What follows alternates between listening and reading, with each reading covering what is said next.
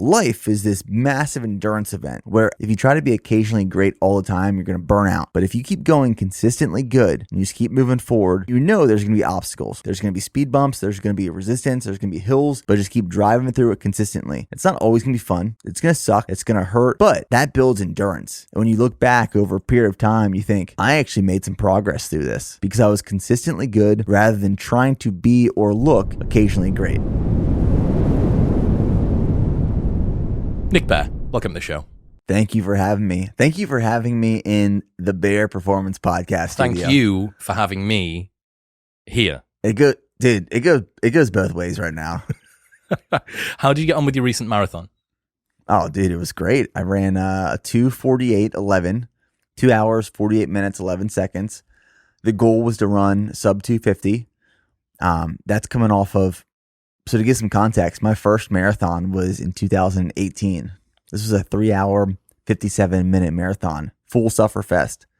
My second marathon a year later was 4 hours, 15 minutes. I got worse. And I told people, I'm just not a runner. It's never going to happen. And then I finally committed to and stopped believing that. And after an Ironman, I said, I want to run my first sub 3 hour marathon. And I went through the process and journey and trained for it. And I failed. I ran 3 hours, 24 minutes. I realized it was a lot harder than I thought. I wasn't respecting that time. I went back into another prep and I ran a 2 hour, 56 minute, 27 second marathon. This was last January. And then I realized, what's holding me back? The only thing that's holding me back is me. So I said, I'm going to run a sub 250. And we did it. We prepped. We went through the process, went through the journey, stacked the bricks, did the workouts, showed up to Buffalo, New York with all the confidence in the world and crossed that finish line. 2 hours, 48 minutes, 11 seconds. How'd it feel? It felt, it's one of those things like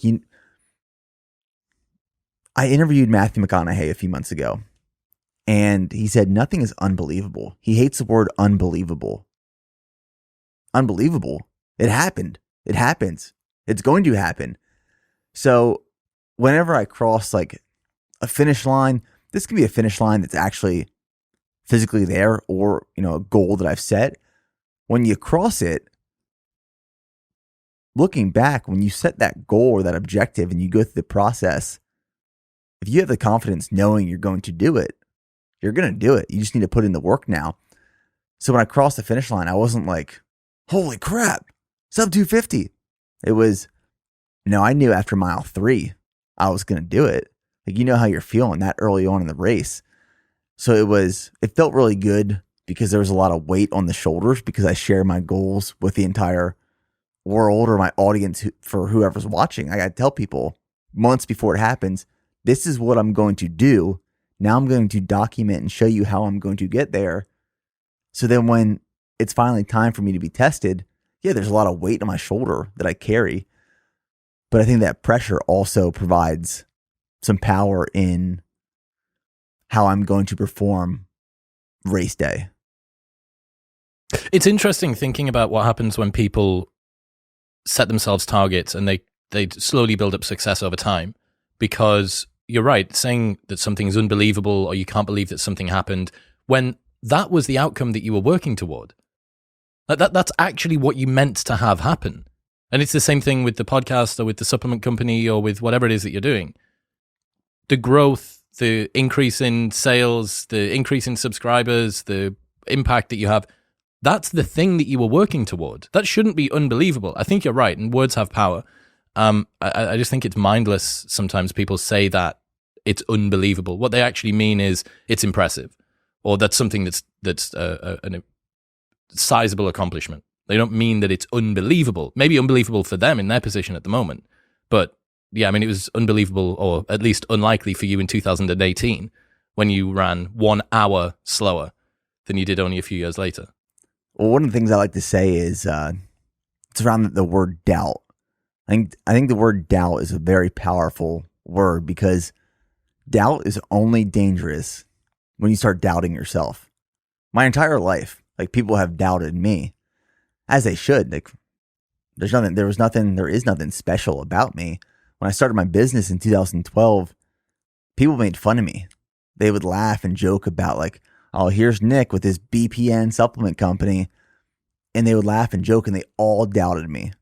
My mentors, professors, people I worked for, like my bosses, all doubted me. And doubt is okay. Like anyone can doubt you. But until you start believing that doubt, when you start doubting yourself, that's when it's dangerous. Did you end up with a chip on your shoulder because of that? No. Yeah, No. I thought that would be your answer, and it seems surprising. So in the UK, that would be the sort of narrative where a lot of people, certainly some of my friends, that would be something they'd remember for a long time. You know, the crossing the finish line would be, this is a middle finger to all of the people that doubted me, or moving into a new office for the supplement company or whatever, hitting a new milestone with subscribers. That would be there. And I always wonder about the usefulness of retribution as a motivating force, because it can power you to do a lot of pretty impressive things, but I'm not convinced it's the healthiest way to move forward. I think sometimes people just say that too. Like they say they have a chip on the shoulder and that's why they do the things they do, because they actually don't take inventory and stock of what they're actually feeling and experiencing and why they're doing something. Is it because you have so much passion and purpose behind what you're doing? Because for me, whether people are cheering me on or not, I'm going to keep doing exactly what I'm doing because I love it. Like I have passion and purpose behind it. And I see there's people that are benefiting from it and it's impacting other people's lives. Maybe those people are, watching the YouTube videos or following the brand, or maybe they're employees here where they're actually working in the HQ, or maybe it's the sons and daughters of employees or significant others of employees that are impacted by the things that we do. So yeah, like a chip on the shoulder that's never been my oomph. It's never been my reason why. It's because I'm doing something that I love doing with people that I love being surrounded by. That's my goal in life. Like, man, if I can do this the rest of my life, that's pretty freaking cool. Like I get to do what I love to do with people I love doing it with. Sign me up. And the marathon is the last big thing before dad life, right? That is the last race on the horizon. And I had to convince my wife to let me do that one because we found out that we were pregnant when I was prepping for Rocky Raccoon, which is a 100-mile ultra marathon that we did in February. And I knew I wanted to run a sub 250 marathon. And my goal with it was I wanted to document the whole journey. And through the series, the goal was that someone should be able to watch our marathon prep series and they should be able to PR their next race. Like we wanted to provide them the tools, knowledge, and resources to PR their next race, whether that's their first race ever or their 10th marathon. And we felt a responsibility and obligation to do that through the series. So I talked to my wife and I said, I got to do one more race. We got to do this series. And she said, as long as it's before June, that's fine. So I found a race on May 29th, Buffalo, New York. I told my coach, Jeff Cunningham, I said, we need to find a race that has a flat and fast course profile before June. Let's do it. He said, Buffalo, New York. So knock that out. And as we're recording, this is June 9th. Our baby's due July 8th. So we're just about 4 weeks away. A baby girl, I cannot wait. You've got this go one more ethos thing. With the impending dad life coming up, you're going to have to make a lot of sacrifices in other areas of your life. And this is something I'm increasingly interested in as guys my age. I'm 34, you're 31. This is the period where you start to think about other people than yourself.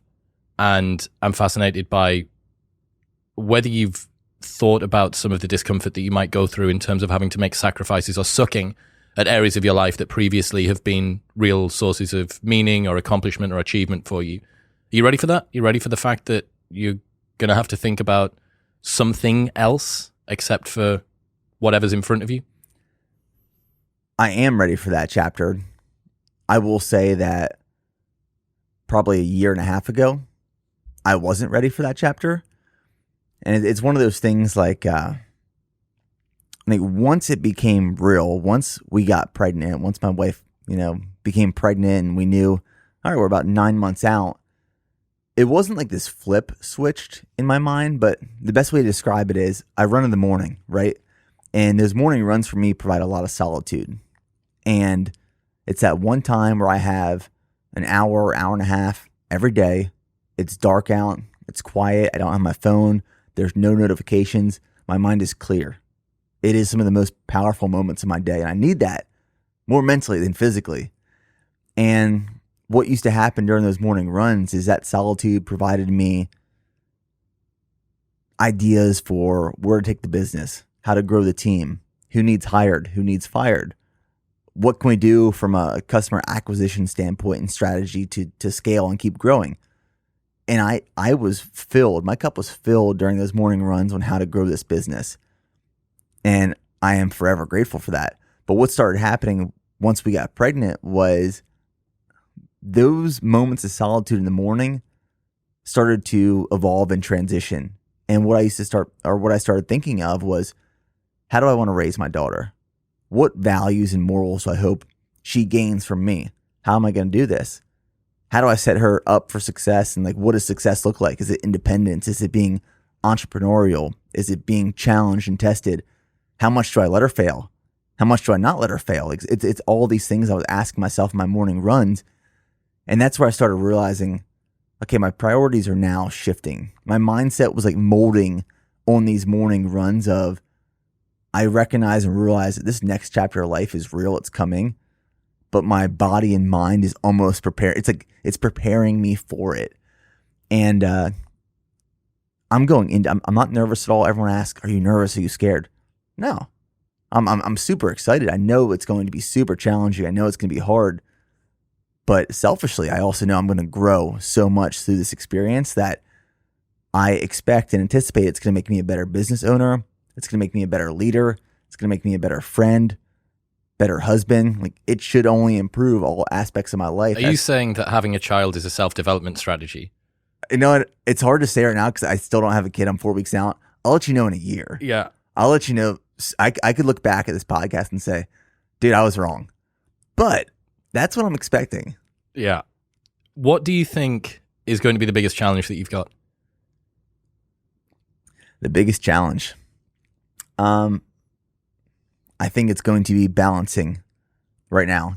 I've become really good over the last 10 years of adding more onto my plate, being able to delegate some of that, but also absorb a lot. I'm the type of person that I will absorb a lot of responsibilities and obligations to keep things moving forward.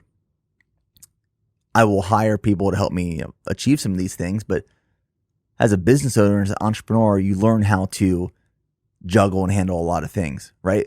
I think one of the biggest challenges for me, and I've told my wife this already, I recorded a podcast with Steve Weatherford last week, and he told me in life, you got to make sure your priorities align with your calendar. So it's one thing to say, I'm a family man.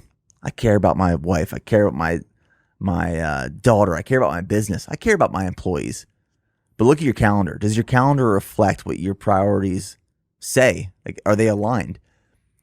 And what's going to be hard for me, and I'll navigate it somehow, but I'm going to say my priorities are my wife, my daughter, my business, my fitness. But if I look at my calendar, will it reflect that? Yep. And that's what's going to be challenging. I know it's going to, because like I said, I've become really good at adding more things onto my life and absorbing them rather than eliminating some that aren't as important and focusing and hyper-focusing on those select few.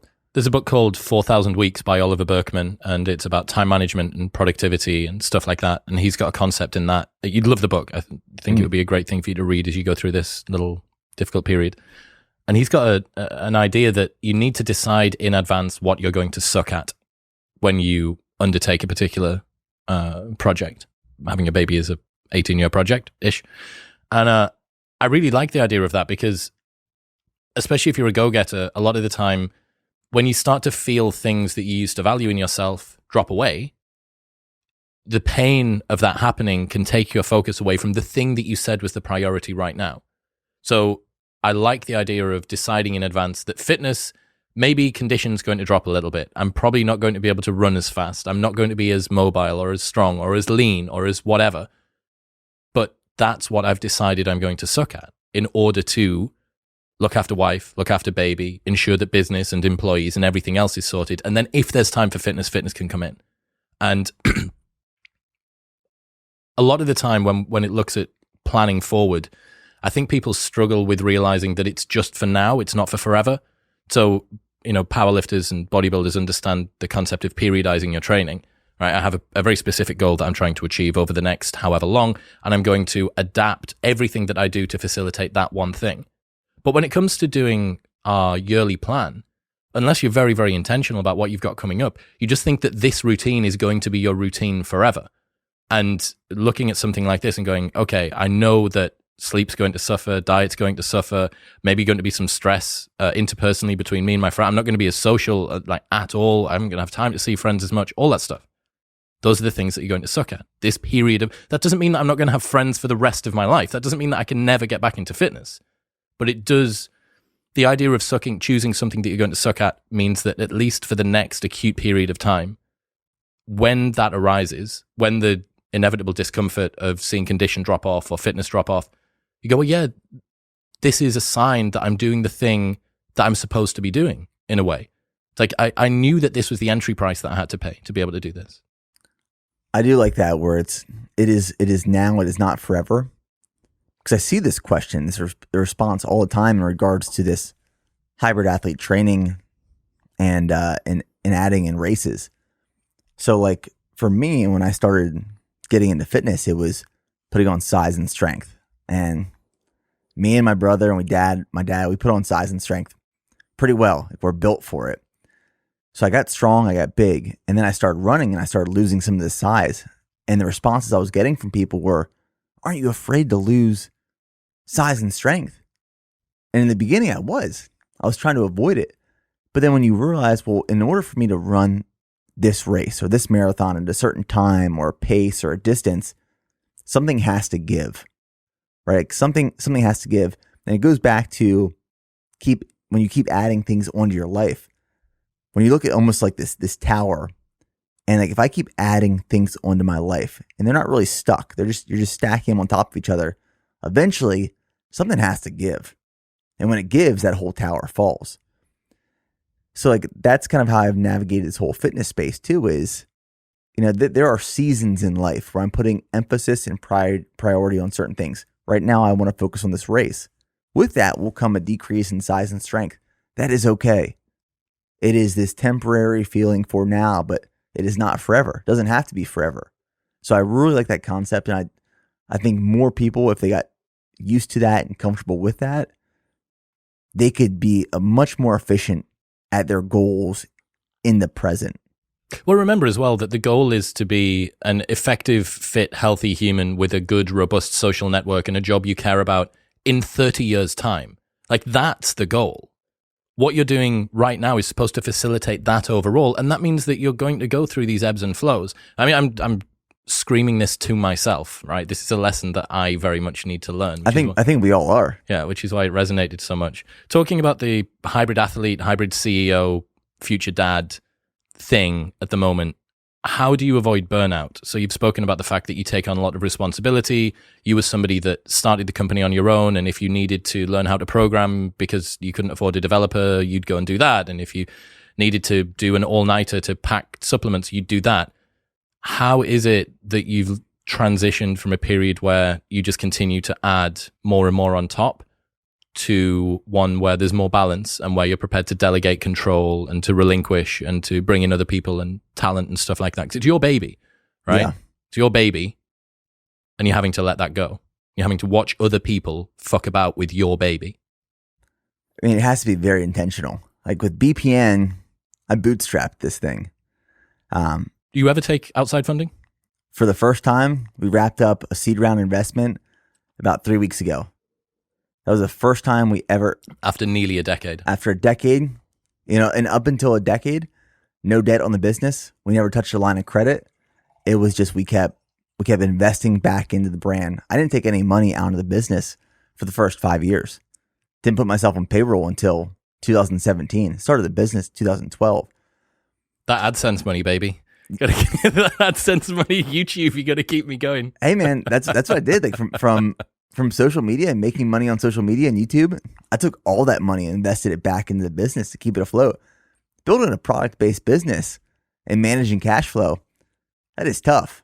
It ain't easy. So, bootstrap the business. And I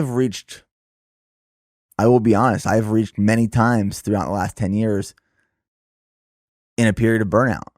How does that manifest for you? Extreme fatigue, stress, exhausted. The team can feel it, like creatively. I can't think, I can't breathe. Like, and when I say burnout, maybe burnout isn't the best term or word to use.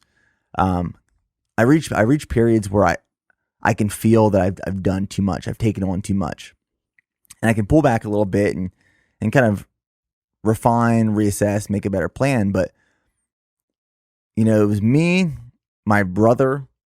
My brother now is our COO.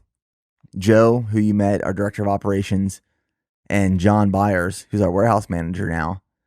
It was us up until 2018 because I had to be very intentional with hiring. And I had to save a lot of that cash and cash flow for inventory. 2019, I had the first opportunity to hire a media director, Jordan Utter. And I learned a lot through Jordan because when I hired Jordan, I realized I could offload and delegate a lot of my responsibilities, tasks, and duties. And when I offloaded that, it allowed me to work on the business rather in the business for a lot of things. So I learned a lot by hiring Jordan. How did you know that he was the first person you needed to hire? I knew I needed to hire a videographer and someone to handle media. And I tested about 10 other people. I would meet them on social media or online. I'd interview them. I'd fly them down. I'd test them for a video or two. They would stay with me in my house. And then... You did that with 10 people? For 10 people for about a year and a half. I was very intentional with it. I believe in the term hire slow, fire fast. And I finally found Jordan. And he just got it. Like, I could tell by the look and the feel of the video. He understood me. We shared the same values, morals, principles. We could connect. Like, he knew storytelling. He wasn't just trying to recreate what everyone else was recreating and doing as a creative. He wanted to do his own thing and put his own spin on it. And I respected that a lot. So Jordan joined the team. I offered him a full-time job. And for me, that was scary. It's like this guy was moving from Ohio to Texas. I was taking a chance on Jordan, but he was taking a chance on me as well. And I learned and realized the power of being able to delegate and hand off some of my Legos, if you will. And then after Jordan, it was, okay, I see the power in that and what it's doing to build the brand. So I hired someone else for the creative space. Trey Freeman is now our VP of marketing. When I hired Trey, I realized, all right, now I'm building this marketing and media team, and I can now focus on building the business in other areas. This is giving me a lot more time to actually think and not do. And from there, it was just intentionally adding more members onto the team. And the thing is, like, when we hire, I'm not hiring based off of where you went to college or university or what your GPA was or what tests and certifications you had. Deadlift. Max deadlift number. It was not a fitness thing. You had to like fitness, but it was more so like if I met you and you were a good person, you could hold a conversation, you knew how to maintain relationships, you just were a good person in the beginning of building the business. I wanted you on the team. I didn't know what you were going to do, but I knew you had to be on the team. I want to build this with people like you. Well, it's a lot easier to teach skills than it is to teach traits, right? Somebody comes in with the correct traits and attributes. They have humor. They're good as a part of a team. They're resilient. They've got a growth mindset. They're psychologically stable. Try and teach somebody those things. Really, really difficult. Try and teach somebody, you taught yourself everything that you now need the people to come in and do. So you know that it's possible to teach that. But yeah, I mean, the Navy SEAL that I had on the show not long ago, this guy was talking about how for the most part, companies hire on skills but fire on attributes. So when they're looking to bring somebody in, they do the credentialism. They look at the CV and where did you go to school and what can you program in and such like that. But when they get released, it's because they didn't work well as a part of a team, or because they're humorless, or because they're unable to go above and beyond, or whatever it might be. Mm-hmm. You go, okay, so why not flip that on its head? Why not presume that somebody that has the right traits and attributes will be able to acquire the skills that they need to be able to do the job? And instead, but the reason for that is because HR departments, for the most part, are kind of just procedural, operational, like churn machines, right? It's like the fulfillment department that we just saw in your factory. It's like, what is it that needs to go into this box? What's the easiest way to systematize that going into this box? Whereas if you've got something that you're building bit by bit, you can actually do it based on attributes. It's culture. You're building culture. Me and some of the team here recently finished a book. It was called No Rules Rule. And it's by the CEO of Netflix. And it's all about building culture within your organization. Now, Netflix has gone to some extremes, right? Where they hire based off of talent density.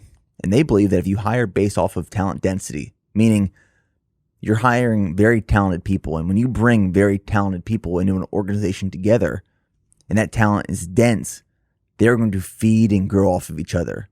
I mean, they're going to create systems and infrastructure and ideas that are unimaginable, right? Like it's this powerful force that is moving forward.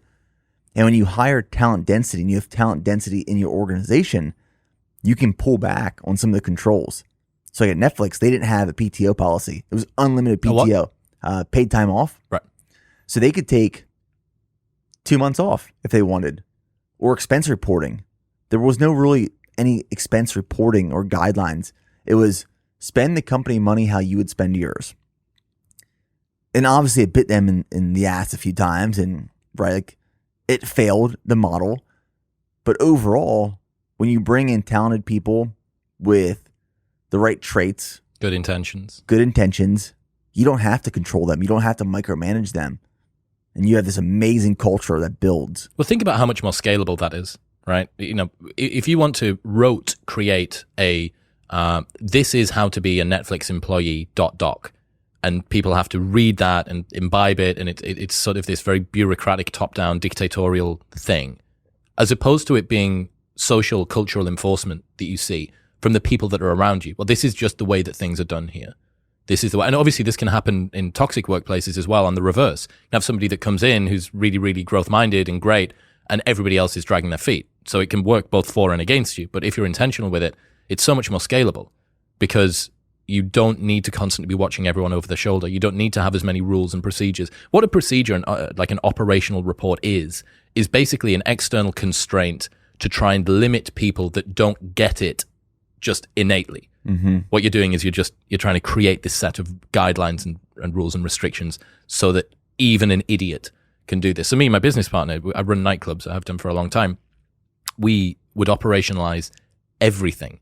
But this is because we were working with 18-year-olds. They were children 1 year ago, right? You know, they were in school, not even in what we would call college or like high school, 2 years ago.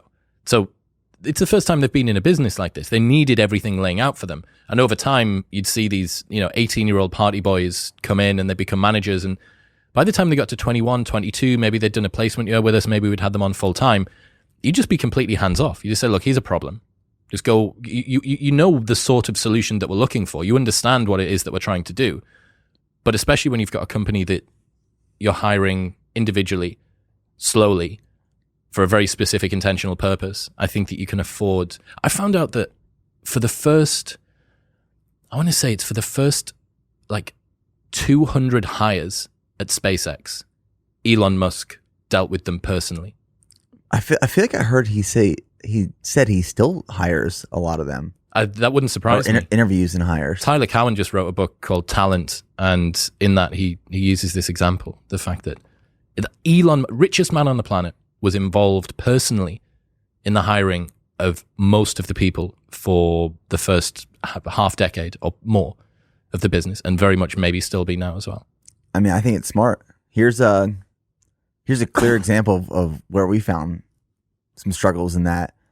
I mean, I will say scaling a business is hard.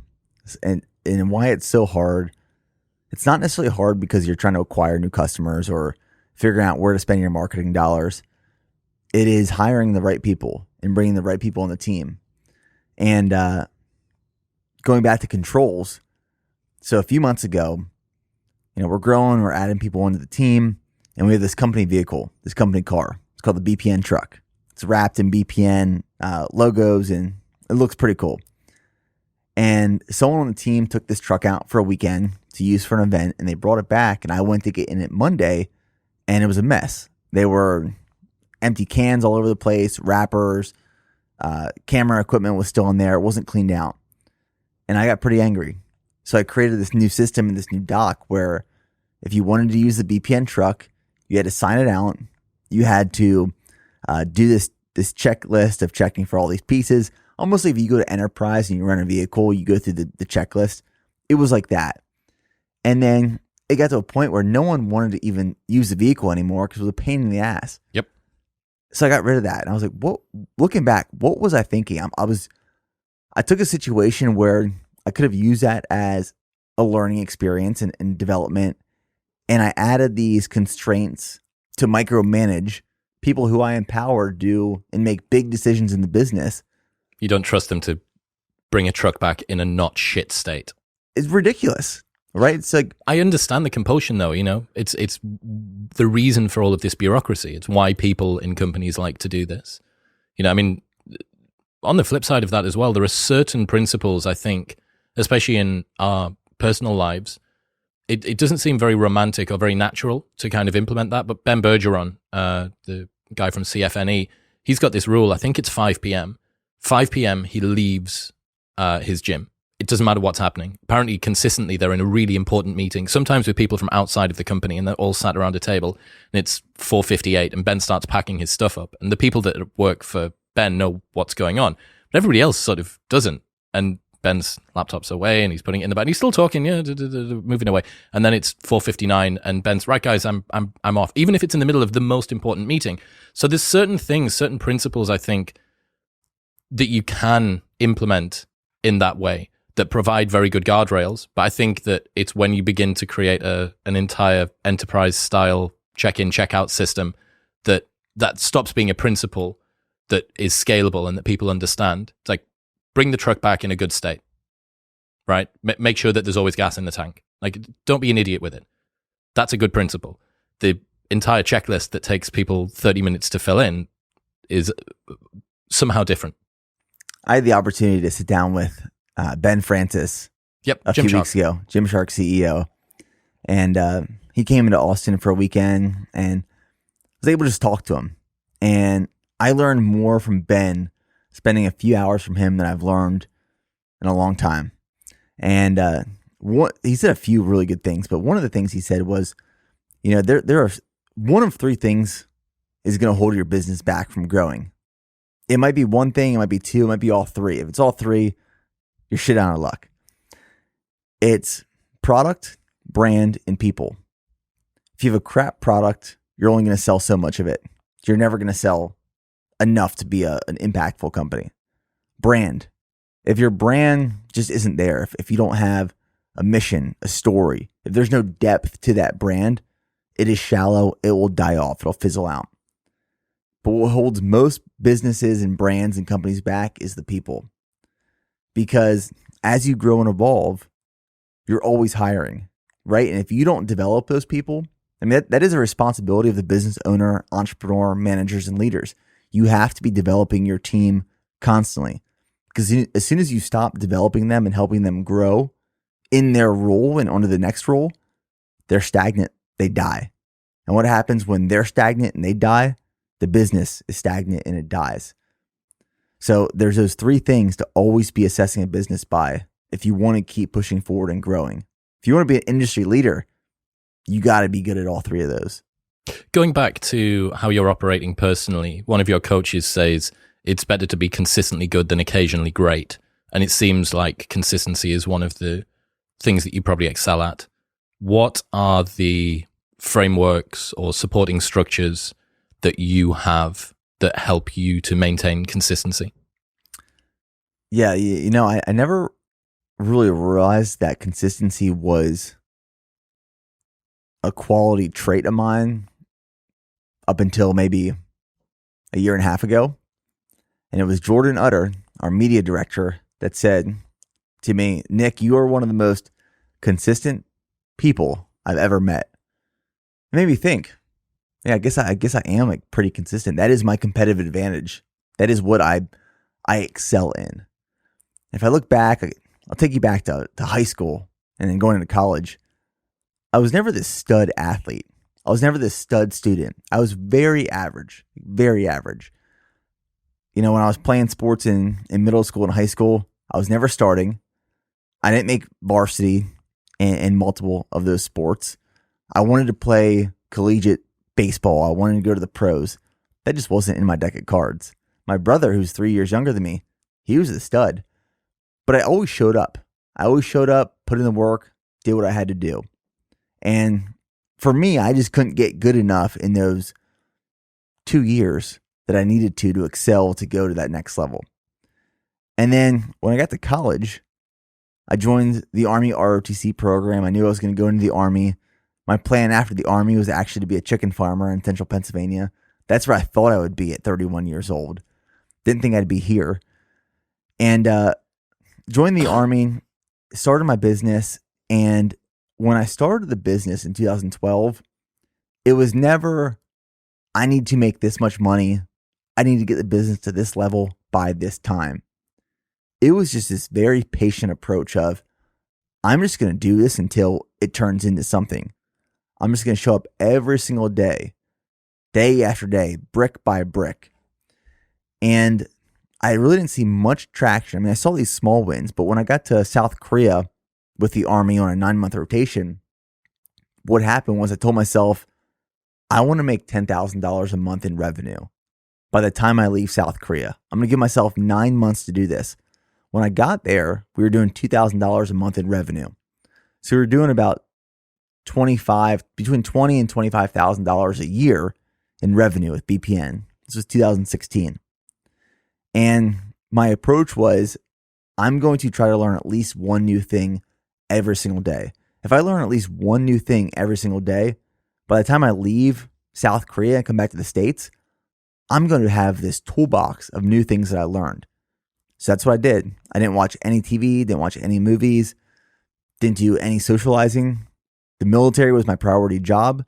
But when I got off of work, it was teaching myself how to develop websites, how to design labels, how to use Photoshop, how to edit videos, how to tell stories, how to build a brand. What is a brand? Like all these aspects of building a business. And within 90 days of being in South Korea, we went from $2,000 a month in revenue to $10,000 a month in revenue. And what I realized then was it was almost like this snowball was slowly picking up. My consistency from the years leading up to that point have finally compounded. It's like investing in the stock market or a business. Like you invest at a certain point and that money just slowly starts to compound over time and it grows and grows and grows. And you don't see it day after day. You don't look back and say like, holy crap, look what I made yesterday or today or tomorrow. It is, look what I made over the last 5, 6, 7, 10 years. And that's where I realized that all I got to do is just keep showing up and chipping away. I'm not going to change the world. I'm not going to change my business. I'm not going to change my life overnight. But I bet you in 10, 15, 20 years, I can be somewhere where I'm really happy and proud to be. And that just became a part of my life. Consistency has just been part of my life since then. I'm very disciplined. I know what I need to do. And I think most people do. Most people know what they need to do from the time they wake up to the time they go to sleep. What do they need to do every single day to get to where they want to be? You think that's true? I think people, if they really take inventory of their thoughts and priorities, they know what they have to do. But what people end up doing, and I'll tell you a story about this, what people end up doing is they look for the shortcuts. I know what I have to do, but it's going to take me 10 years. How can I find a shortcut? When I was in college, here's my story. I wanted to make money, right? I wanted to make money because I was tired of overdrafting my bank account. I was tired of having no money for supplements. Like I was tired of being broke in college. So what I did is I would email all of these companies, these brands, these companies, these marketing agencies, in central Pennsylvania and out near Pittsburgh, Pennsylvania. And I would say, hey, I will paint your logo and I will wrap my car in your branding and I will drive around all over this college if you pay me $100 a month. I knew that wasn't the answer to get rich and make money. I knew that wasn't the answer to be successful, but I wanted a quick buck. I could have invested that time into studying or getting a job somewhere else or doing anything, but I was like, how do I make the fastest dollar easiest of something I'm already doing? And I think a lot of people apply that mindset to everything they do in life. They know what it's going to take to train for this marathon. They know what it's going to take to get stronger in the gym. They know what it's going to take to get this next job promotion or build this business. I tell people on social media, I tell people through storytelling, I don't sugarcoat it. Like, this is what it took for me to get from point A to point B. It was really fucking hard. Like, to get to this point in business, it was really hard. But I didn't do anything extra special or out of the ordinary. I don't have a secret key that unlocked some door that has all the secrets of building a business. I was just very consistent, day in, day out. I think that's the problem with the narrative that we've got around success at the moment, especially reality TV, where people just get plucked out of obscurity and then thrown to the top of a mountain where 2 million people know them and they've got a fast fashion deal for a couple of $1 million a year. What it teaches young people about what success consists of is not that you're supposed to do something consistently for a very, very long time that adds value until you eventually reach success. It's that you're supposed to be part of this like Hunger Games style lottery where you get picked out of nowhere and then gifted acclaim for no real reason. You know, previously success used to mean a thing, an accolade and acclaim and admiration and fame. All of that, it existed as a byproduct of somebody doing something that was worthy of fame and accolade and success and admiration. But we've decoupled fame from that now. You can get fame purely for its own sake. People desire fame for the fact that they want to be famous and well-known, not because it's a signal that you have done something worthy of being famous, right? Like, how many people... there's people that eat tons of food on YouTube, and that's the way that they've managed to get themselves into some like super, super, super well-known position. Now, entertainment's entertainment, and if they've managed to find a niche, then, you know, more fool those of us that haven't decided to do 10,000 calorie challenges every day. But you can't say that that person adds the same sort of value as an inventor or an artist or a musician or somebody that is building something slowly and consistently over time. And take that to the nth degree. Love Island is just starting in the UK, the new season of that. And that is literally people being pulled out of obscurity. And by the time that they come out, they will be the best known, most talked about people in the entire country. But 6 weeks ago, they were just some hairdresser from the middle of Manchester. So what's changed? Okay, they were in the right place at the right time. So what's the lesson that you take from that? Not that you're supposed to do something very hard for a long period of time. That success is this dice roll that happens to select few people and has basically no correlation with hard work. It's simply about being in the right place at the right time.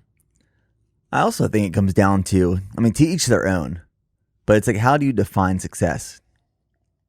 Do you define what do you want to be well known for? I want to leave a legacy. Like, I want my daughter in 10 years to say, this is who my dad was. This is what he did. This is how he changed lives. This is my dad. And, I spent some time with some of the guys that were on The Bachelor, that whole series. And I had some good conversations with some of those guys, and they told me that, they went on the show and it changed their life overnight. They were famous. People wanted to know who they were dating, what they were doing, where they were eating, all this stuff about them. But some of them told me that the best way to describe it was monopoly money.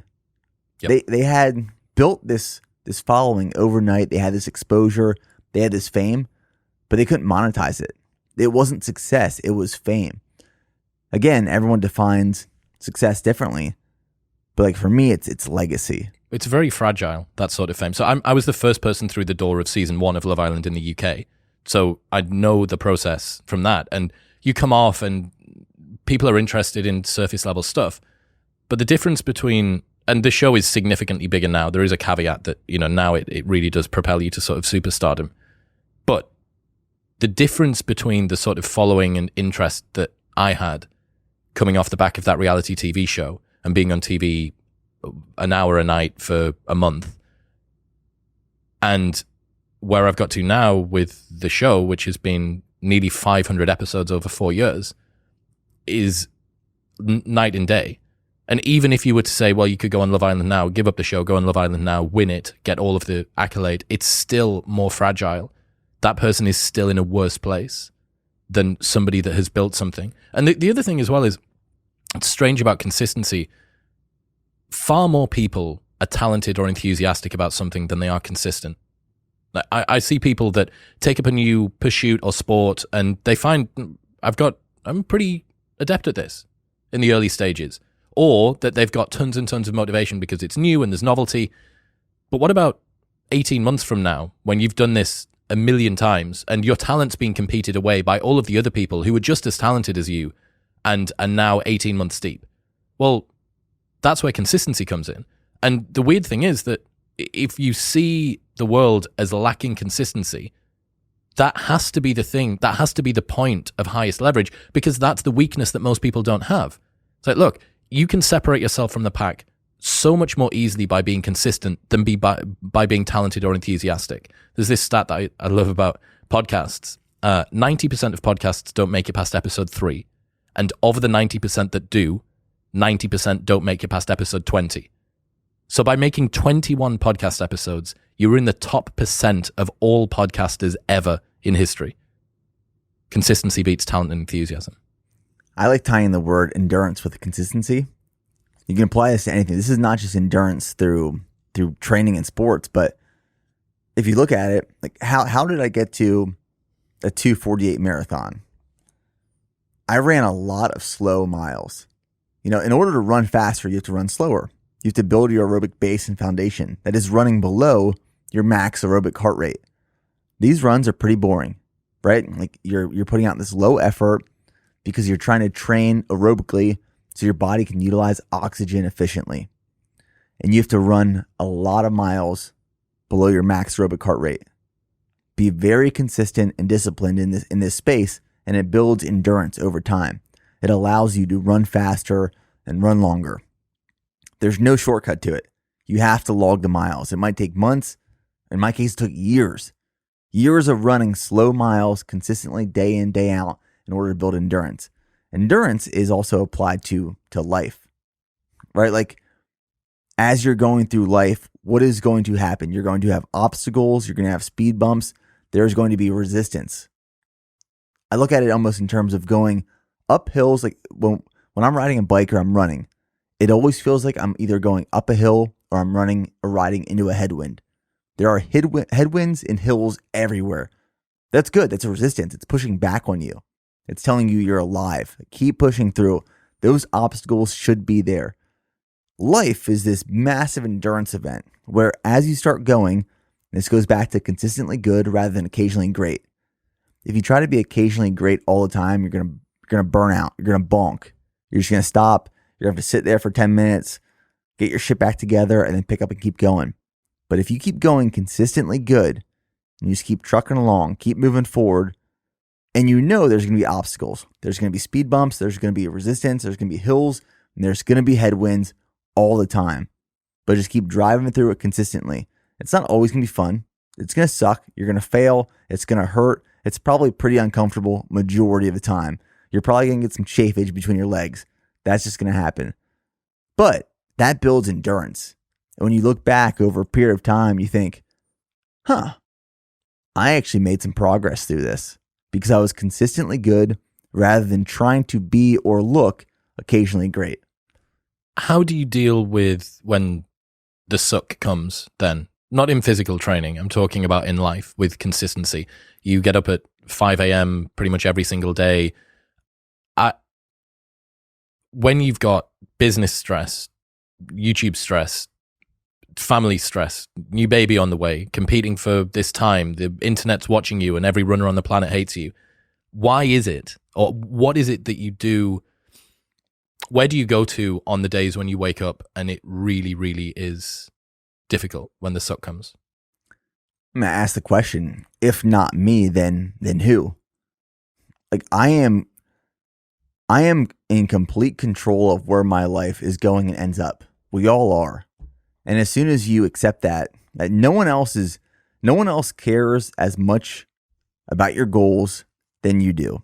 And if someone cares more about your goals for you than you do, you're probably doing it for the wrong reason, or you don't care enough.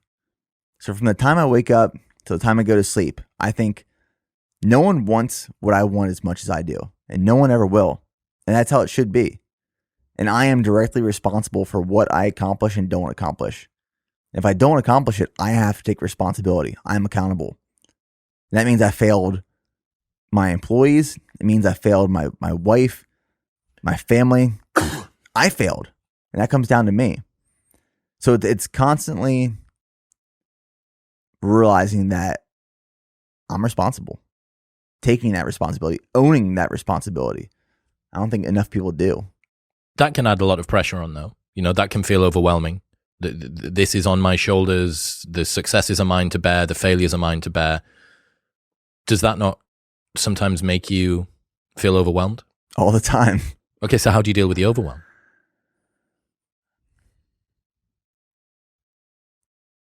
A lot of it is,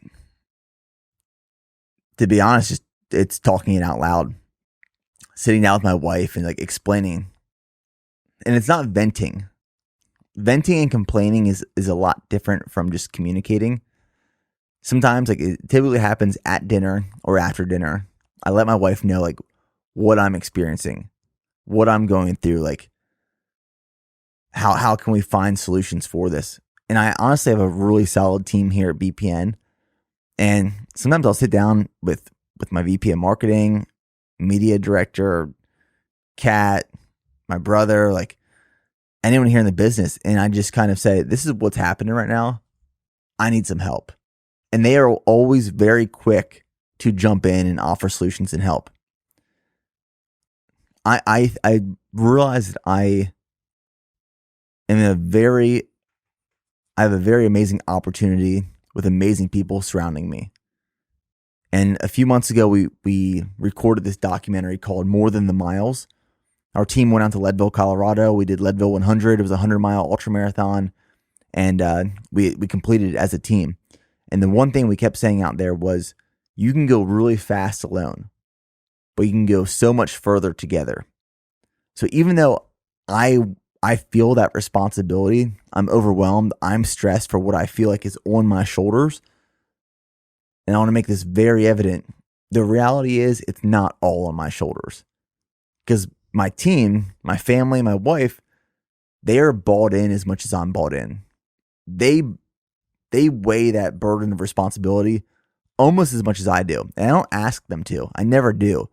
But when you surround yourself and you bring really good people onto your team and in your life, they will take that responsibility and accountability, and they will hold some of that so that you don't have to hold it all. Even though you feel like you are, they help out so much. This is the interesting point, right? So this is precisely where I think a lot of people get stuck. You spend a lot of time crafting a life built around your ability to get things done. As you progress through life, you start to need the assistance of other people, and other people just gravitate toward the stuff that you're doing. Then as the stakes become higher, you have to realize that you need to rely on other people. But that's not what got you here. What got you here was relying on yourself. So now you need a new skill set. Mm-hmm. You can't continue to leverage your time. You have to outsource. You have to delegate. You have to ask for help. You have to relinquish control. And it's that exact point, I think, that is what's very interesting. How do people let go of a strategy that they know was effective for them in the past? They know that they were a solo ranger that was able to get things done simply by the sweat of their brow. And now the stakes are so high that they can't continue to do that. And if they try, they're going to get burned out. How is it that they get from solo ranger to somebody that now can allow other people in, that can open up, that can be vulnerable, that can show weakness, that can ask for help. That I think is one of the most important elements. And I think it's one of the ceiling caps that a lot of people get to when it comes to their growth, whether it be personally, in business, emotionally, spiritually as well, that the tools that got them here are not the same ones that are going to get you there. The things that you did that got you from 0 to 75 are not what's going to get you from 75 to 90 or from 90 to 95. You have to invite that in. There's a book called What Got You Here Won't Get You There. Mm-hmm. And we say it here all the time. Once you finally invite that in and recognize it, and it's really hard to invite in, because you're saying what took you from 0 to 75 was great. It was fun. I'm pretty comfortable with it. I enjoy being in here and operating there. We could operate here the rest of our life and do really well, but we're just going to stay right there. Or do we want to go all in, put all of our chips and risk it all and bet on ourselves? And do we want to kind of, I don't want to say forget what we did from 0 to 75, but we now need to establish a new plan to get from 75 to 100. And once you invite that in and recognize that, that's where we're at with BPN right now. We say it all the time. We can't keep looking back on what we did in the past. We need to look at what we're going to do in the future. Jesse Itzler says this one thing. He says he doesn't hang his hat on any of his previous accomplishments. Any of the businesses that he's sold, which he sold for a lot of money, the books he's read, the things he's done, you will never find him talking about that where he's hung his hat on that.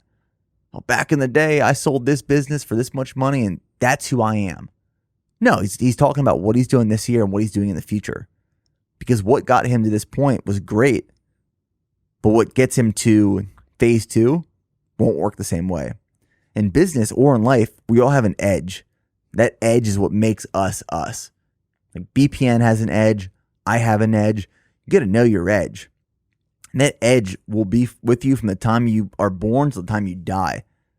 Maintain that edge. Keep that edge moving forward, because that's what makes you you. That's what makes your brand your brand. That's why people followed you in the first place. That edge has to maintain, but something else has to change to get from 75 to 100. The hardest part in life is that usually comes down to people. Are the right people in your life that you need to be surrounding yourself with? Sometimes people will hold you back. Like, are you selecting people to be in your life as your friends, as your employees, as your coworkers, as your mentors that are helping you and allowing you to grow and develop? Or are they keeping you at 75 and 75 is stuck? Or are you keeping yourself at 75 by not letting anybody else in?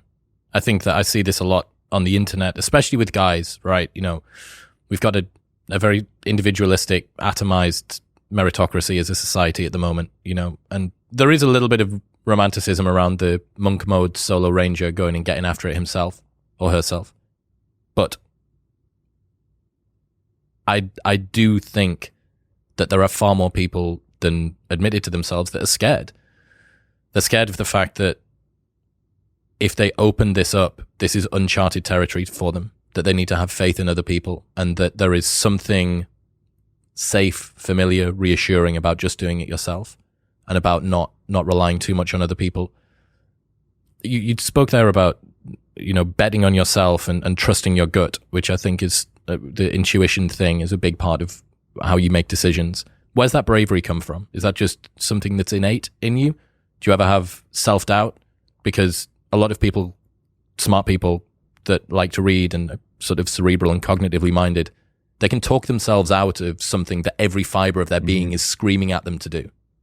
I think it comes from experience. There's been a lot of times where I haven't trusted my gut and I've tried to resort to something I've read or heard someone else say or do. And I think as much as my gut is telling me to choose option A, all of my experience from other people, this guy that I know, this girl that I've come across, this podcast I listen to, it's telling me to choose option B. And as soon as I commit to option B, it fails. And I think, should have listened to my gut. Over time, it comes with reps. You just need to get more reps in. It's okay to like fail your entire life at things. Failing is getting reps in. Sometimes you're going to make the right choice. Sometimes you're going to make the wrong choice. It happens. But the more reps you get, the more comfortable knowing, just based off your gut feeling, intuition, what should I be doing? And a lot of that time, it comes down to making decisions based off your foundational values and principles. I've learned over time that if I make decisions based off of my values and principles and morals, that is my compass that will always point me in the right direction. And I know what that looks like and I know what that feels like. I think that is a bigger question and debate to open up of a lot of people have never built their life on a foundation of values, principles, and morals. And if you don't have that foundation built, I mean, what are you building off of?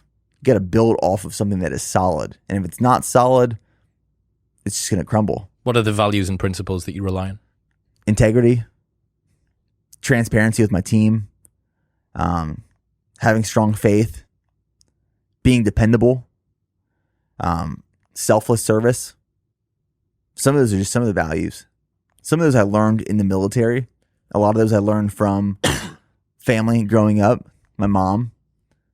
A lot of them I've learned through being an entrepreneur and a business owner and being responsible for other people. And you learn through that. When you're put in a leadership position or you experience good and bad leadership, you realize what people are looking for. What helps people move forward? How does it help people in the mission, the organization overall accomplish something together? I think that foundation is absolutely essential. And it's one of those things like you can't build your foundation off of your mentors or whoever you follow on social media or your favorite person. It's got to be a really honest conversation with yourself of taking inventory and stock. What are your priorities? What do you truly value? Like, what does your life look like in 5 to 10 years as success? How do you define success? You know, like I think that's one thing that a lot of people misunderstand is like success it's not this one area of life. Like you define success however you want. Maybe you don't care about money and you want to have a really strong family and relationship. Maybe you do care about money. Maybe you want to build a business. Maybe you just want to be loyal to the people that are in your life. Like success means something different to everyone, but you have to define it for yourself. Because if you don't, you're not living for yourself. That's scary. There's this, I think it's Aristotle who says, if a man knows not where he goes, no wind is favorable. And the point of that is, if you don't work out what success, by your own definition, you can choose. You can decide whatever it is that you want success to mean. But you have to choose, right? And if you don't, what you're doing is you're retrofitting other people's society's norms or the paths of least resistance or the weird ways that you've dealt with your previous traumas. That's what's defining the direction that you go in terms of success. This question I kept on asking people when lockdown started in the UK was, what would have had to have happened by the end of lockdown for you to look back on lockdown and consider it a success? You can have anything, right? Everybody's locked in the house. Yeah, you can't fly around the world and stuff, but you've got, we didn't know how long, but you ended up with like 6 months. Pick something. What would it be? Do you want to learn to handstand? Do you want to develop a relationship with your mum? Do you want to build a new skill? Like, what is it? Pick anything. And I think that looking at retrofitting your view of success based on what you want success to be in your life, it really is the only way to ensure that you're doing the right thing. Because if you don't, then you're going to end up at a place in life not only that you don't want to be, but you didn't even mean to get to. Success also changes and evolves over a lifetime. If I look back at what for me was defined as success 3 years ago, is now very different for my life right now and what I'm planning for in the future. Like a successful life for me now is I'm very happy that I decided to start building my business when I did and spent the last 10 years of just hammering down to build this thing, because what I realized that's allowed me to do is I can now be super present for my family and my kids in the future. Success for me, like if I had to paint you a picture of what success looks like for me in 10 years from now, and my daughter's 10 years old, maybe we have some more kids. We are on 20 to 50 acres. We're on a big property. We have these big oak trees. We have this long driveway, and we have animals on our property. We have gardens. We have produce. We have chicken houses. And you did end up becoming a chicken farmer. We'll see. Give me 10 years. Give me 10 years. And I'm still working to build something, whether that's BPN or another business, or I'm investing in businesses, and I'm challenged every day in some sort of business environment. But I'm not working a lot. Like, I'm choosing my hours of when I work. Do you want to dial that back? Having spent 10 years of real nose against grindstone stuff, is that something that over the next 10 years that you're wanting to spend less time on?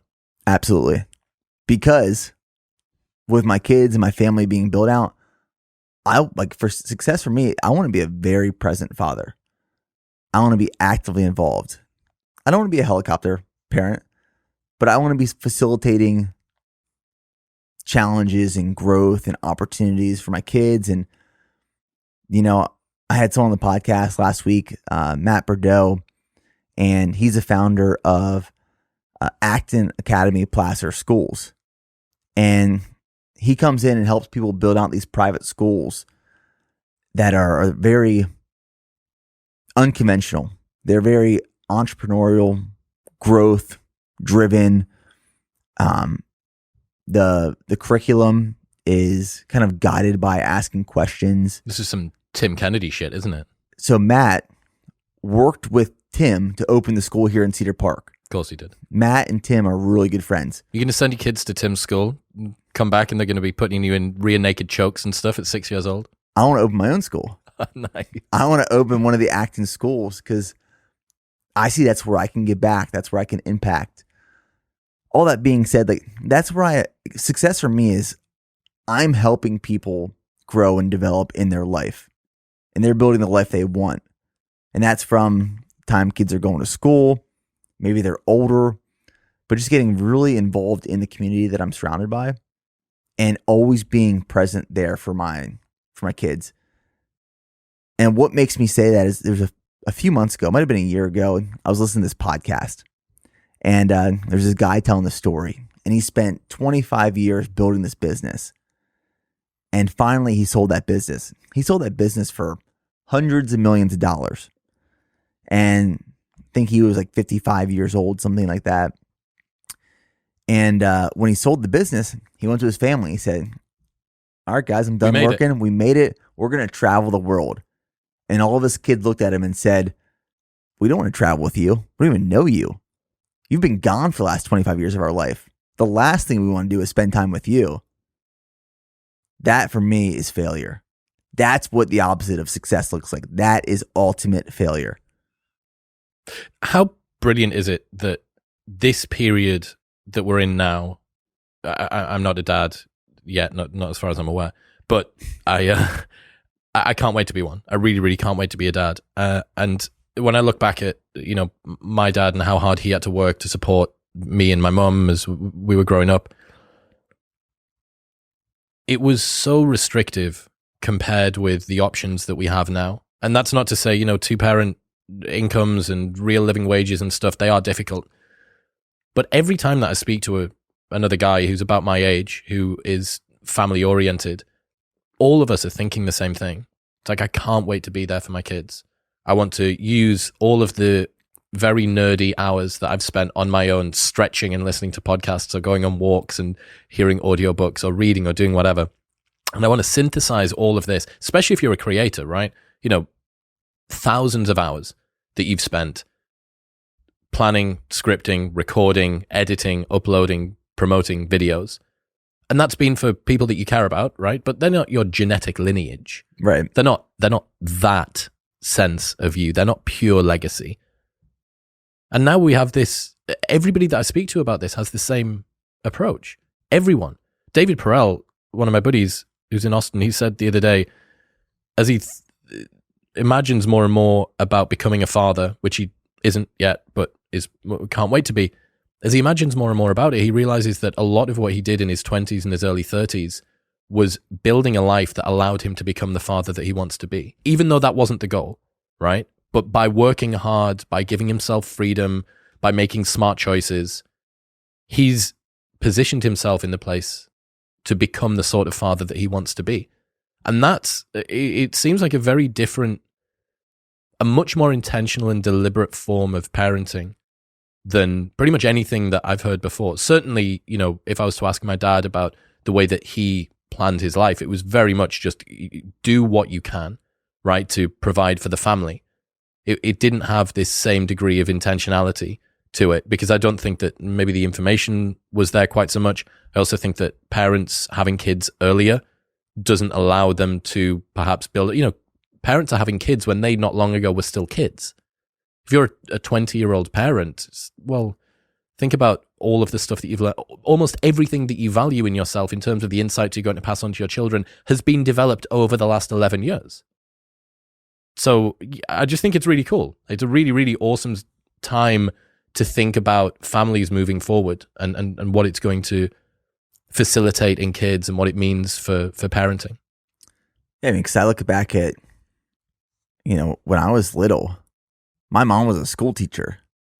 My mom knew she was going to be teaching in the school until she retired. There was no early retirement, right? So I think we now it's more accessible. We have more opportunities to set ourselves up for success early on in life if you make that decision and choice in your 20s and 30s. And that's the exact way I see it. Like, I now have built this career, I built this business, I built this life that allows me, because of the work that I put in, allows me to be the father and husband I am in the future. I think of all the things I've done, failed at, accomplished, wins, losses, highs, lows, over the course of my life, if there's one thing I'm very proud of, it is that. And I say that now, but when I look back, I'm very thankful and grateful that I started when I did, like I said a few minutes ago, because I know what that's going to allow me to do in 5, 6, 7 years from now. That's a really important lesson. There's no one that I speak to that's doing something that's started a blog or a Substack or a YouTube channel or anything, right? A business that says, I wish I'd started later. And that doesn't matter how late they started, right? Every single person is happy that they started then, or perhaps that they could have done it earlier. So that's a lesson to anybody that hasn't yet, or is vacillating, that sat on the fence about whether it is that they should or shouldn't do that. Every single person that I've spoken to about this is happy that they started when they did or earlier. Well, I think one of my greatest traits in 2012 was that I was honestly stupid. I was ignorant to the risks that I was taking. And while everyone else around me had paralysis by analysis, I mean, I graduated with some kids who were geniuses. They were smart. They went to Ivy League schools. I was not getting into an Ivy League school. I couldn't even get into Penn State University. I went to Indiana University of Pennsylvania in Western Pennsylvania near Pittsburgh. I was not like this genius dude. So I think that because I was so ignorant to the risks that I was taking in 2012, when I thought I'm going to start the supplement company all by myself and we're going to see where it gets to, I didn't know like what could happen. I didn't know how much money it was going to cost to get started. I didn't know how much money it was going to take to maintain and sustain. I didn't know cash flow. I didn't understand finances, marketing, branding, nothing. But I knew what I wanted to do. I knew what I loved. I was ignorant to everything else. That's what allowed me to get started. And sometimes it's all you need is everyone's waiting for the right time, the right place, the right money. I'm gonna start training for this next year. I'm gonna build this business in 3 years from now, so that when the time is right, I can build this business and make a lot of money in 6 months. Good luck with that plan. Just get started. Just establish the foothold in there and slowly start building off of it. Once you establish that foothold, you can build. This is the best way to describe it. So like I talk about this dream in the future of this property on 20 to 50 acres, having this farm with my kids and all this kind of stuff. And I'm not the type of person who's going to wait 10 years from now to go buy that property. I'm actively right now looking for property. Well, that's because you know that you live in Austin, so the property is going to be 5 times as expensive in 10 years. Truth. Truth. But I want to buy that property now, and I want to start, changing it. I want to add some terrain features. And do you know Mike Cazu from Working Against Gravity? Yeah. Yeah, so him and Adi have just got something 2 hours east, of Austin. Dude, it's so nice. It's so gorgeous. Similar to what you're talking about. Mm-hmm. And it's, oh man, I went up there. It's got its own little lake, so you can go out boating, and him and his little boy go out and they fish off this little, like a little, like old wooden, oh dude, it's spectacular. They had a festival up there a couple of weeks ago. It's outstanding. Like, it's so perfect. It's so beautiful. And you just think, well, why wouldn't you do that? Like, why, if that's the sort of thing that you want to be able to provide to your family, like, why wouldn't you do that? And you're right, apart from the insane property prices in Austin. Have you ever read the book Deep Work by Cal Newport? Yes. So this is a clear example of a lot of times we want to be busier. We want to be doing more. I think hustle culture is like, it's evil. What can I constantly be doing to gain the edge or get to the next level when it's not necessarily productive? It's just busy. I think Deep Work by Cal Newport is a very interesting read because it almost forces you to find opportunities in areas of solitude and presence and quietness and eliminate distractions and just stop being busy. Just be present, because when you are, you're going to make up so much ground in that time. Your mind is clear. It is thinking. It is firing. It is optimized. Again, that's why I like running. But I know that in the future, when I am less busy, I'm more productive, that's when all my wisdom is going to kind of start unfolding. You can be present. You can think. You can go deep. Depth is something that we lack a lot of the times. And I always say, like, you can judge someone's depth if you go to dinner with someone. Say you go to dinner with someone for the first time ever, and the conversation is probably going to go one of two ways. One, it's all shallow, it's all surface level. How about that weather here? Like, how about that coronavirus stuff? You're just talking bullshit. Every Uber conversation you've ever had. Oh my gosh. Where should I eat around here? What do you recommend? Some conversations stay there. They stay shallow, and it's just boring. It's just boring. Or you can go to dinner with someone for the first time in your life, and you're talking about some deep shit. Like, you are reaching depth in that conversation. Those are the conversations I don't want to end. I want to have that dinner a million times over again with that person, because we're actually getting somewhere. And sometimes people have never actually had a deep conversation in their life. They live in the shallow. They live in just like the shortness. That's boring. I want to go deep. One of the things that I think about when looking at the business and the channel and stuff that you've built is that it probably inspires a lot of people. You think CEO, supplement company, massive growth, YouTube channel, hybrid athlete, following of fans that genuinely seem to connect with you and care about what it is that you do. It's a very envious lifestyle. But with a lot of people that are in positions like that, I think there's prices that they pay that very few other people see. So what's the price that you pay for being you? The price that I'm currently paying right now, I mean, sometimes that sacrifice and that price changes. I would say right now, the price that I'm paying, I had this conversation with my wife last night. I feel like I haven't been present lately, because you go from, I mean, the list of things to do or think about or meetings to have, they never end, right? There's always something you can be working on. And as your team grows, there's more people to be working with and helping them. And I'd say that the one thing that I struggle with right now is from 5 a.m. until 11 p.m., that is a jam-packed day. There's no let up. It's, we're either creating and filming content. I'm training. I'm meeting with the team. We're trying to get in some wholesale retail accounts right now.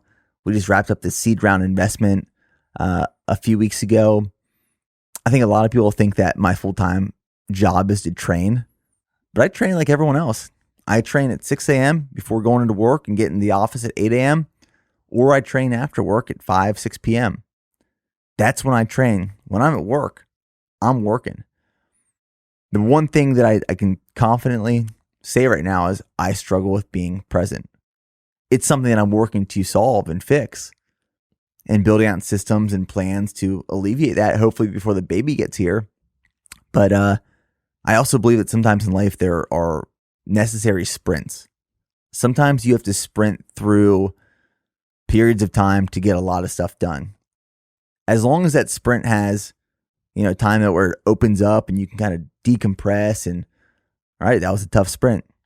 This is what we accomplished. This is where we're going to sustain. This is how we're going to improve. But sprints are going to happen in life, in business. You can't avoid it sometimes. But I think consciously being able to recognize and tell yourself what your weaknesses are or what you're struggling with at the moment. It'd be a bigger issue if I was going nonstop through this sprint and I didn't recognize that I wasn't present all the time.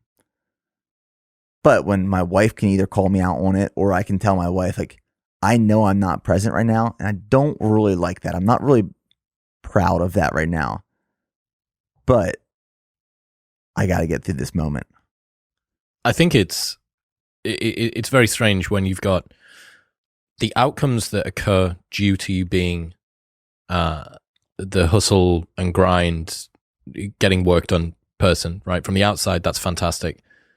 But it can embed a habit where, in very subtle ways, even when you think that you're being present, you're always sort of just looking over the current moment's shoulder to what's coming next. And one of the big things that's come up throughout this conversation is periodizing, right? Knowing that there's an end date to this. And a big part of that is just being able to take stock. Okay, what happened? What was good? What wasn't good? And another big part of the themes that's come up is having people around you that you can actually have that conversation with. Because trying to continuously just bootstrap your own introspection and reflection and growth is very, very difficult. Like, you're not going to be able to call yourself out on your own bullshit and your own blind spots anywhere near as well as somebody else that's going along with you. So, yeah, man, I'm really excited to see what comes next for you. One of the best things I've learned how to do, and I recommend listeners do to kind of alleviate some of these issues, surround yourself with people who are smarter than you in certain areas of your life. Hire people who are smarter and more experienced than you. It will quickly humble you. Like the last couple of people I've hired for the BPN team, they have more experience. They're smarter than me in certain areas of the business, but they have helped me grow so much. If you can find mentors, if you can find friends or people in your life, whether hiring them into your business or just,